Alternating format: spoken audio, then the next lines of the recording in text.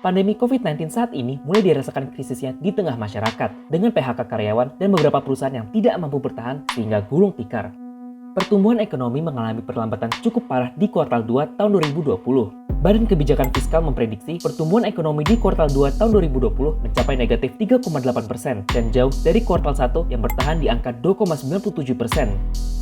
Dengan kondisi demikian, pemerintah sejatinya mulai bersiap memasuki era new normal dengan adaptasi kebiasaan baru melalui protokol kesehatan yang ketat.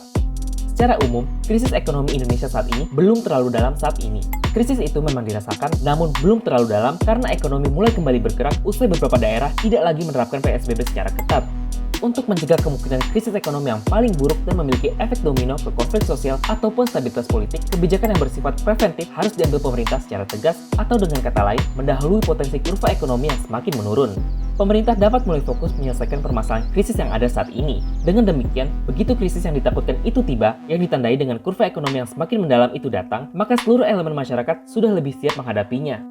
Karena itu, kebijakan yang terarah dan komprehensif harus dihadirkan. Saat ini, pemerintah menetapkan pemulihan ekonomi nasional atau PEN sebagai arah kebijakan dalam upaya menghadapi pandemi COVID-19 dengan menyeimbangkan antara sektor kesehatan dan sektor ekonomi.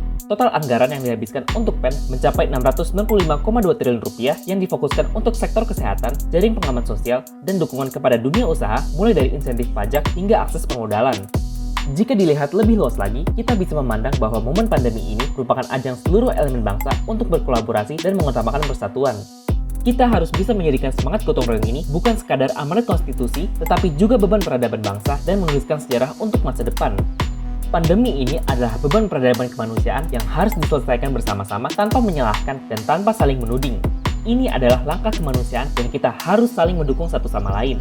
Ketika kita bisa berhasil melewatinya dengan persatuan, maka dunia dapat kembali menengok kita dan kepercayaan internasional dipertahankan dengan baik.